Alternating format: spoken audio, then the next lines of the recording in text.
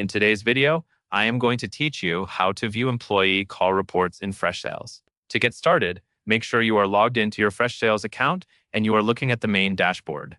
The call reports you are going to view are tied to a specific contact record, so the first thing you need to do is open the Contacts area. Look to the left-hand sidebar and click on Contacts.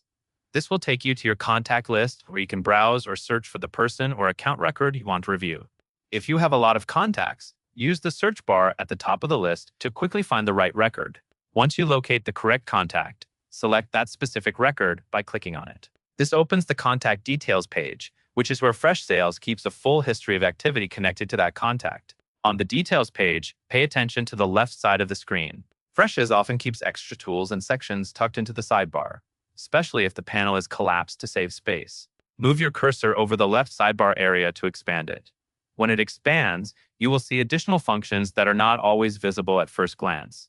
From that expanded menu, choose Conversations. Conversations is the section that organizes communication history, such as calls and other interactions, in one place. After you click Conversations, look for Call Logs and click it.